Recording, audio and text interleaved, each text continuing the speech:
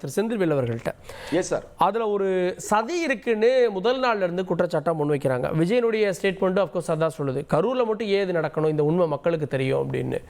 கரூர் அங்கே போகிறாரு, அங்கே யாரை குறிப்பிட்டு பேசுகிறாரு அப்படின்றத வச்சு இப்போது அவர் கரூரோட முடிச்சு போடுறதெல்லாம் வச்சு காமன் மேன் எப்படி எடுத்துக்குவாங்க? சதி இருந்திருக்கு அப்படின்னு பார்க்க மாட்டாங்களா? மரியாதைக்குரிய திரு ரஜினிகாந்த் அவர்கள் தூத்துக்குடி துப்பாக்கிச்சூடு சம்பவத்திற்கு பிறகு அங்கே நேரில் சென்று பார்த்துவிட்டு விமான நிலையத்தில் வைத்து ஒரு பேட்டி அளித்தார்.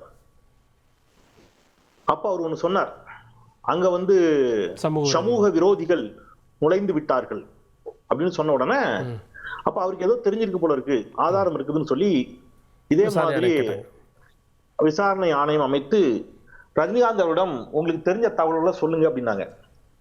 நான் சும்மா சொன்னேன்ட்டார், அப்படி எனக்கு தெரியல அப்படின்னா எனக்கு எதுவும் தெரியலன்னு சொல்லிட்டார். இப்ப சகோதரர் பிரவீன் காந்தி அவர்கள் ரஜினிகாந்தினுடைய தீவிர ரசிகர், தீவிர ஆதரவாளர்.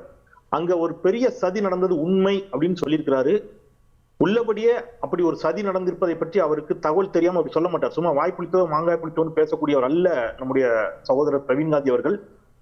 காவல்துறை அல்லது நம்முடைய அருணா ஜெகதீசன் ஆணையம் அவரை விசாரிக்கணும், அல்லது அவரே நேரடியாக சென்று தானே முன் வந்து விஜய் சொல்றாருல, விஜய் சொல்றத வச்சு ஒரு நிமிஷம் விஜய் எங்கேயும் சதின்னு சொல்லலையே, சதி நடந்திருக்கு சொன்னாரு. நிர்மல்குமார் சொன்னாரு. விஜய் சொன்னாரா நிர்மல்குமார் சொன்னாரா? சதி நடந்திருக்கு நிர்மல்குமார் சொன்னாரு. கரூர்ல மட்டும் ஏன் நடக்குது இது மக்களுக்கு தெரியும் சார். ஒரு நிமிஷம், விஜய் சொன்னார் நீங்க சொன்னீங்க. அங்க வேற யாரோ ஒருத்தர் திட்டமிட்டு ஒரு பிளான் பண்ணிட்டாங்க, ஒரு கருப்பாடு பிளான் பண்ணுச்சுன்னு சகோதரர் சொல்லுகிறார் என்றால் நான் கோபத்திலே சொல்லல, நான் வாதத்திற்காக சொல்லல, சீரியஸா சொல்றேன். அது யாராவனாலும் இருக்கட்டும் சார், அதை பற்றி தகவல் தெரியாம இவ்வளவு பெரிய பாரம்பரியம் மிக்க தந்தி தொலைக்காட்சியில கண்டிப்பாக பிரவீன் காந்தி பேசியிருக்க மாட்டார். அவருக்கு ஏதோ தகவல் தெரிஞ்சிருக்குது, அவரை காவல்துறை விசாரிக்க வேண்டும். யார? சகோதரர் பிரவீன் காந்தியா? அந்த உண்மை யாருன்னு தெரிஞ்சுக்கிறதுக்கு அவர்கிட்ட இருக்கும், அதை கண்டிப்பா அவர் சொல்லுவார் அப்படின்னு நான் நம்புறேன். அல்லது ரஜினிகாந்த் வழியிலேயே இல்லைன்னு சொல்றாரான்னு தெரியல. அன்புமணி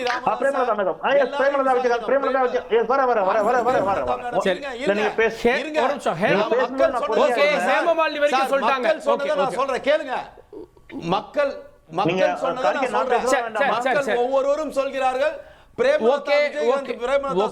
அன்புமணி ராமதாஸ் சொல்றாங்க, என்னோட ஒபினியன் இல்ல. சரி, ஓகே, நான் பல பேர் சொன்னதை நான் சொல்றேன். நீங்க புதுசா நான் சொன்னது இல்ல.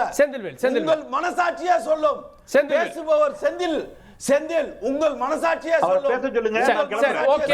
ஒரு நிமிஷம் செந்தில்வேல், நான் பேசிட்டு இருக்கேன்ல, அவர் பேசும்போது நான் எதுவும் குறிக்கல இல்ல, பேச சொல்லுங்க. அவர் நீங்க என்ன குறிச்சு பேசுறீங்க சார்? நான் செந்தில பத்தி பேசல சார். நீங்க உங்களை தப்பாவே சொல்லல. இல்ல ஒரு நிமிஷம் டைரக்டர் ஓகே ப்ளீஸ், அவர் முடிச்சிரட்டும். நான் மக்கள் இல்ல ஓகே, நான் உங்ககிட்ட திரும்ப வர்றேன். ஓகே, உங்ககிட்ட நான் திரும்ப வர்றேன், வேண்டாம். ஓகே, செந்தில்வேல் மட்டும் பிரேமலதா விஜயகாந்த் அவர்களை பற்றி சொன்னார். எஸ், பிரேமலதா விஜயகாந்த் அவருடைய கருத்தை அப்படியே சகோதரர் பிரவீன் காந்தி ஏற்றுக்கொண்டு நம்புவாரே என்று சொன்னார். நல்லா கேட்டுங்க கார்கே, பிரேமலதா விஜயகாந்த் அவர்கள் சொன்ன கருத்தை அப்படியே ஏற்றுக்கொண்டு பிரவீன் காந்தி நம்புவாரே என்று சொன்னால் அந்த கருப்பாடு கான்ஸ்பிரசி தியரில நான் சொல்லல, எனக்கு அதுல உடன்பாடே கிடையாது. தாவேகாவோ விஜயோ திமுகவோ அதிமுகவோ யாருமே சதி செய்யவில்லை. இது முழுக்க விபத்து, திட்டமிடப்படாமல் ஒரு நிகழ்ச்சியை ஒருங்கிணைத்தால் என்ன நடக்கும் அப்படிங்கறதுதான் அந்த கொடூரம். யார் மேலேயும் சதி இல்லை. ஆனால் இப்ப இவங்க சொல்ற கான்ஸ்பிரசி தியரிக்காக நான் ஒரு வாதத்துக்கு சொல்றேன். பிரேமலதா விஜயகாந்த் அவர்கள் சொன்னபடி பார்த்தால் அந்த கருப்பாடு தாவேகா. ஏன் தெரியுமா? பிரேமலதா விஜயகாந்த் என்ன சொன்னாங்க தெரியுமா? கூட்டத்துக்குள்ள முதல்ல ஒரு ஆம்புலன்ஸ் போச்சு, அந்த ஆம்புலன்ஸ் ஏன் வந்தது, அந்த ஆம்புலன்ஸ் வந்ததால் தான் இவ்வளவு பிரச்சனையும் அப்படின்னு அவங்க ஒரு கான்ஸ்பிரசி தியரியா சொல்றாங்க. கூட்டத்துக்குள்ள முதல்ல ஆம்புலன்ஸ் எது தெரியுமா? தாவேகா ஆம்புலன்ஸ். இன்னைக்கு தாவேகா ஆம்புலன்ஸ். அப்ப தாவேகா ஆம்புலன்ஸ வேணும்னு உள்ள விட்டு சதி பண்ணிருக்காங்க, அப்படிதானே? அப்படிதான் நீங்க சொல்ல வரீங்க சார். அப்ப தாவேகா ஆம்புலன்ஸ வேணும்னு உள்ள விட்டது யாரு? தாவேகா ஆம்புலன்ஸ் தாவேகா காரங்க தான் கால் பண்றாங்க. சரி, யார் கால் பண்ணா நான் சொல்லட்டுமா? அப்ப இந்த கான்ஸ்பிரசி தியரியை நான் இப்படி சொல்லட்டுமா? விஜய் தான் இந்த சதிகாரர் அப்படி சொல்லலாமா? ஏன்னு சொல்றேன், நீங்க இன்னொரு வீடியோ எல்லாரும் பாத்திருப்பீங்க. என்ன வீடியோ தெரியுமா? அந்த பவுன்சர்ஸ் ஏறி போய் சொல்லுவாங்க. என்ன சொல்லுவாங்க நீங்க பாத்தீங்களா கார்கே சார்? என்ன சொல்லுவாங்க? நிறைய பேர் மயங்கி விடுறாங்க. உடனடியாக ஆம்புலன்ஸ் கூப்பிடுங்கன்னு சொல்லுவாங்க. டாக்டர் கூப்பிடுங்க. அவருடைய டாக்டர் அவர் கூப்பிடுவாரு.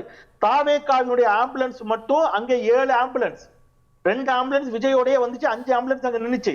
அந்த ஆம்புலன்ஸ்ல ஒரு ஆம்புலன்ஸை முதல்ல விஜய் கூப்பிடுறாரு, போய் அந்த பவுன்சர் சொல்லி அந்த ஆம்புலன்ஸ் வந்ததுக்கு அப்புறம் தான் இவ்வளவு பிரச்சனையும்னா அந்த ஆம்புலன்ஸை திட்டமிட்டு வர வைத்தவர் விஜய் அப்படின்னு ஒத்துக்கிறீங்களா? என்ன வாதம் இது? என்ன வாதம்? இல்ல ஒரு நிமிஷம் கார்கே, நான் ஒரே ஒரு வார்த்தை சொல்லிடுறேன். நான் திருப்பி சொல்றேன், மிகுந்த மனவேதனையோடு சொல்றேன். இது யாருடைய சதியும் அல்ல. ஒரு பொது வாழ்க்கைக்கு வந்த சகோதரர் விஜய் அவர்கள் அவர் திமுக விமர்சிக்கலாம், அதிமுக விமர்சிக்கலாம், அது வேற. ஆனால் ஒரு நிகழ்ச்சியை எப்படி திட்டமிட்டு நடத்த வேண்டும் என்பதை பற்றி புரிதல் இல்லாததனுடைய விளைவு என்ன ஆச்சுன்னு கேட்டீங்கன்னா, விக்கிரவாண்டியில் 400க்கும் மேற்பட்டவர்கள் மயங்கி விழுந்தார்கள். ஆனால் நல்வாய்ப்பாக யாருக்கும் எதுவும் ஆகவில்லை. மதுரையில ஹர்த்திக் ரோஷன் அப்படின்னு ஒரு இளைஞன், 19 வயது இளைஞன், மதுரையில மூச்சு திணறி இதே மாதிரி கூட்டத்துக்குள்ள நின்று மூச்சு திணறி இறந்து போனான். அது யாரோட சதின்னு சொல்ல போறீங்க? அது யாரோட சதின்னு சொல்ல போறீங்க? நாமக்கல்ல லாஸ்ட் ஒரு லைன், அடுத்த சுற்றுல நான் பேசிக்கிறேன், இந்த ஒரு வார்த்தை. இந்த சுற்றுல நாமக்கல்லில் 40 பேர் கிட்டத்தட்ட மயங்கி விழுந்தாங்க. இன்றைக்கு அரசும் அதை உறுதிப்படுத்துது. அரசினுடைய தரப்பு 31 34 சொன்னாங்க. செய்தியாளர்கள் தரப்புல 40 பேர் மயங்கி விழுந்ததா சொன்னாங்க. அந்த 40 பேர்ல 4 பேர் மிக தீவிர சிகிச்சை பிரிவில் அனுமதிக்கப்பட்டு தீவிர சிகிச்சை அளிக்கப்பட்டு அவங்க இந்த நிமிடம் வரை நல்வாய்ப்பாக யாருக்கும் எந்த விபரீதமும் ஏற்படல. அது வரைக்கும் மகிழ்ச்சி. அப்ப நாமக்கல்லிலும் இது நடந்துச்சு. இவர் போன எல்லா ஊரிலும் இது நடந்திருக்கிறது. உங்களுடைய தெளிவான திட்டமிடாத பணிகளால் ஏற்பட்டது. அதற்கு குறைந்தபட்சம் பொறுப்பேற்று வருத்தம் தெரிவித்திருக்க வேண்டும் விஜய். அதை தெரிவிக்காதது உள்ளபடியே கண்டனத்திற்குரியது. ஓகே, நான் திரு பெருமாள் அவர்கள்ட்ட, முதலமைச்சர் விஜய் அப்படின்னு பெயர் சொல்லலை, நீங்கள் விஜய் அரெஸ்ட் பண்ணுவீங்களான்ற கேள்வியை கேட்குறப்ப கூட ஆணையம் அதை முடிவு பண்ணும், ஆணையம் அறிக்கை கொடுக்கட்டும் அப்படின்றாங்க.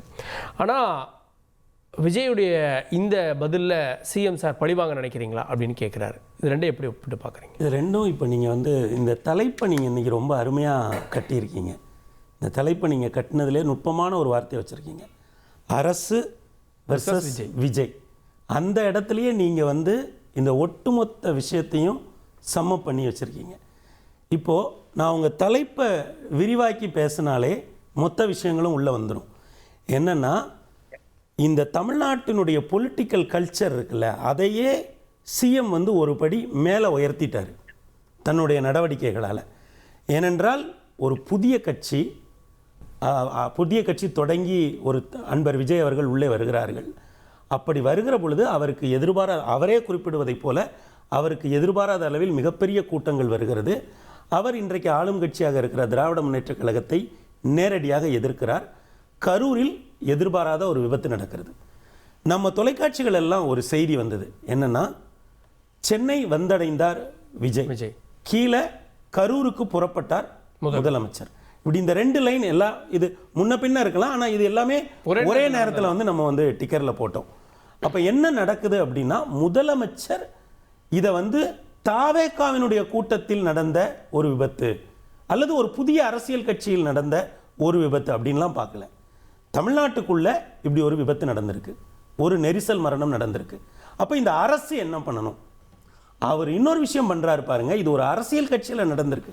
ஏனென்றால் பெரும்பாலும் இந்தியாவில் அரசியல் கட்சிகளில் இது போன்ற நெருக்கடி மரணங்கள், நெரிசல் மரணங்கள் நிகழ்வதில்லை. பெரிய பெரிய கூட்டங்கள்லாம் நடந்திருக்கு. அப்போ அவர் என்ன பண்ணுறாரு, ஒரு எஃப்ஐஆர் போடுறதுக்கு முன்னாடி அவர் ஒரு ஆணையத்தை அறிவிக்கிறார். 3 மணிக்கு போய் முதலமைச்சர் கரூரில் நிற்கிறார். அப்போ நிர்வாக ரீதியாக நிர்வாகத்தை அவர் முடக்கிறார், வேகப்படுத்துறார். நிர்வாகம் இதை வேகப்படுத்தணும் அப்படின்னு சொல்றார். அப்போ அரசு தன்னுடைய பணிகளை தெளிவாக செய்கிறது. இப்போ பலரும் கருதுவதைப் போல தாவேக நிர்வாகிகளை கைது பண்ணியிருக்கலாம். இன்னமும் இப்போ ஒரு சில பேர் சொல்றாங்கல்ல, இவர் இல்லாமல் வேறொரு முதலமைச்சராக இருந்திருந்தால் நீங்க விஜயவே கூட கைது பண்ணியிருப்பாங்க.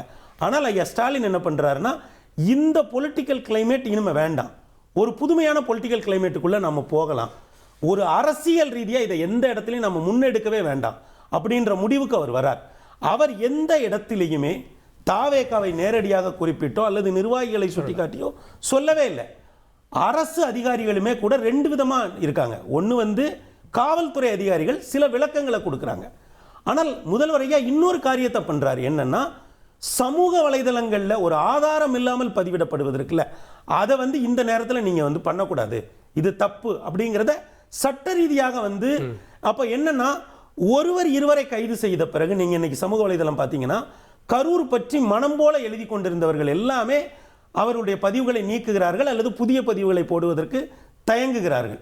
அப்ப என்ன பண்றாருன்னா, இந்த இன்னும் சொல்ல போனா நாம இன்றைக்கு இந்த விவாதத்தை நீங்க இந்த தலைப்பை கட்டி இருக்கீங்கல்ல, அதுக்கே முதல்வர் தான் காரணம். இப்போ நேற்றும் இன்றும் நடந்த சீக்வன்ஸை பாருங்க. நேற்றைக்கு ஐயா முதல்வர் அவர்கள் ஒரு வீடியோ போடுறாங்க. அந்த வீடியோல என்ன சொல்றாங்க, எந்த ஒரு கட்சி தலைவரும் தன்னுடைய தொண்டர்கள் மரணம் அடைவதை விரும்ப மாட்டார்கள். அப்போ அவர் என்ன பண்றாரு, நான் தமிழ்நாட்டினுடைய ஒரு முதல்வர் இந்த இடத்துல இப்போ வந்து நம்ம ஜெயலலிதா தமிழ்நாட்டினுடைய இதுவரை இருந்த முதல்வர்களுக்கு எல்லாம் ஒரு சிறப்பு என்னன்னா, இந்த லேண்டை வந்து அவங்க ஓன் பண்ணுவாங்க. திஸ் இஸ் மை லேண்ட், இது என்னுடைய மக்கள். நீங்க இது அந்த ஆட்டிடியூட் வந்து ஜெயலலிதா மாட்ட இருந்தது, கலைஞர் ஐயாட்ட இருந்தது, காமராஜர் ஐயாட்ட இருந்தது, அண்ணா வந்து இதனுடைய தலைமகனாகவே இருந்தார். அப்ப இவர் என்ன சொல்ற, திஸ் இஸ் மை லேண்ட், இங்க நடந்தது இறந்தது என்னுடைய பிள்ளைகள், நான் பார்க்கிறேன். அப்ப அவர் என்ன சொல்றாருன்னா, இன்றைக்கு நேற்று முதல்வருடைய வீடியோக்கு பிறகு இன்றைக்கு ஐயா விஜய் அவர்களுடைய ஒரு வீடியோ வருது. அந்த வீடியோவில் அவர் நேரடியாக முதல்வரையே குற்றம் சாட்டுகிறார். அவர் நேரடியாக சிஎம் சார் அப்படின்னு அட்ரஸ் பண்ணி குற்றம் சாட்டுகிறார். இன்னமும் சொல்ல போனால் திராவிட முன்னேற்ற கழகத்தினுடைய அந்த பகுதியினுடைய மாவட்ட செயலாளர் மீது ஒரு சந்தேக கணைகளை எழுப்புகிறார். ஆனால் இதையெல்லாம் வைத்த பிறகு திராவிட முன்னேற்ற கழகம் பதில் சொல்ல வரவில்லை. அரசு சார்பில் இருக்கக்கூடிய செயலாளர்கள் வந்து பதில் சொல்றாங்க. அவங்க என்ன சொல்றாங்கன்னா, இன்ச் பை இன்ச்சா இதை சொல்றாங்க. என்ன நடந்தது, எத்தனை மணிக்கு கூட்டம் வந்தது, நிர்வாகம் எப்படி செயல்பட்டது. அப்ப இதுல என்ன விஷயம் வருதுன்னா, நிர்வாகத்திடம் தாவேகா போய் அனுமதி கேட்கிறாங்க, மாவட்ட நிர்வாகத்திடம் அனுமதி கேட்கிறாங்க. மாவட்ட நிர்வாகம் அவர்களுக்கு சில கட்டுப்பாடுகளோடு அனுமதி கொடுக்குது. ஒரு விபத்து நடந்து விட்டது. அந்த விபத்து நடந்த பிறகு மாநில நிர்வாகம் சீனுக்கு வருது. இன்றைக்கு யாரெல்லாம் இருக்கா, செயலாளர் அளவில் இருக்கக்கூடிய அதிகாரிகள், ஏடிஜிபி லெவலில் இருக்கக்கூடிய அதிகாரிகள் ஒரு காணொளி வாயிலாக நிதானமாக பதில் சொல்கிறார்கள். இதுதான் நடந்தது. மக்களுக்கு உண்மையை சொல்ல வேண்டும். முதலமைச்சர் நினைக்கிறது இது நிர்வாகம் வர சார், நிர்வாகம் விசஸ் விஜய் அல்லது தாவேகா அந்த இடத்துல நீ படிக்கணும்னு நினைக்கிறாங்க. இல்ல அவர் என்ன, அவர் திமுக விசஸ் தாவேகா அவர் மைண்ட்ல என்ன இருக்குன்னு நான் நினைக்கிறேன்னா, அவர் ஒரு ஜனநாயக பண்போட ஒரு பெருந்தன்மையோட இந்த நிலத்துக்கான தலைவராக அவர் நிற்கிறார். என்னன்னா, ஒரு புதிய கட்சி வருது, அதை ஜனநாயகத்தில் அவர் வரவேற்கிறார். இப்ப திமுக எல்லாருமே சொன்னாங்கல்ல, யார் வேணா கட்சி ஆரம்பிக்கலாங்க, அரசியலுக்கு வரலாங்க அப்படின்னு சொன்னாங்க. ஆனால் இவர் என்ன சொல்றாருன்னா, புதிய ஒரு கட்சி வருது, அந்த இதுல ஒரு விபத்து நடக்குது, நான் இன்றைக்கு முதலமைச்சருங்கிற இது சேர்ல இருக்கேன், this is my chair, this is my land. அப்போ அவர் காட்டுகிற அந்த நிதானம் வந்து, நீங்க தலைப்பை சுருக்கி இருக்கீங்கல்ல, அரசு வெர்சஸ் விஜய் அப்படிங்கிற ஒரு இடத்துக்குள்ள போகுது.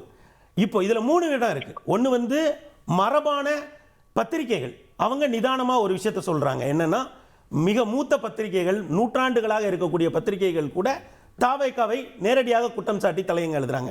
இப்ப நம்மை போன்ற தொலைக்காட்சி ஊடகங்கள் என்ன பண்றோம்னா, வாத பிரதிவாதங்கள், 2 பேருடைய கருத்துக்களையும் நாம முன்வைக்கிறோம், 2 பேர் தரப்பையுமே நாம செய்தியாக்குறோம். ஆனால் சமூக வலைதளங்கள்ல அது ஒரு விஷயம் இருக்குது. ஆனால் இது எல்லாவற்றையும் ஒருங்கிணைத்து, இந்த நிலம் என்னுடைய நிலம், இதனுடைய தலைமகனாக இருக்க வேண்டிய பொறுப்பு எனக்கு இருக்கிறது என்று முதல்வர் காட்டுகிற இந்த நிதானமும் இந்த பெருந்தன்மையும் தமிழக அரசியல் களத்தையே ஒரு புதிய இடத்துக்கு நகர்த்துகிறது. ஒரு வார்த்தை தான் சகோதரர், என்னுடைய இனிய, நான் பெரும்போடு நேசிக்கும் சகோதரர் பெருமாள்மணி மிக நேர்த்தியாக வாதங்களை வைத்தார், முழுமையாக உடன்படுகிறேன். ஆனால் அவர் அடுத்த சுற்ற சொல்வார் நம்புறேன், அல்லது ஏன் சொல்ல தயங்கினாரான்னு தெரியல. உங்க தலைப்பை பிற்பாதி மட்டும் எடுத்தார், முற்பாதி அவர் சொல்லல. அரசு வெர்சஸ் விஜய் அல்ல தலைப்பு கரூர் மரணத்தில் யார் சொல்வது உண்மை. முதலமைச்சர் என்ன சொன்னாரு எல்லாருக்கும் தெரியும். மணியினுடைய மனசாட்சி இந்த இருவரில் யார் சொல்வது உண்மை என்று சொல்கிறது என்பதை நாட்டு மக்களுக்கு அவர் சொல்ல விரும்பினால் சொல்லலாம். என்னுடைய கருத்தை நான் சொல்றேன், முதல்வர் சொல்வது உண்மை, என்னுடைய கருத்து. மணி என்ன நினைக்கிறார், முதல்வரா விஜயா?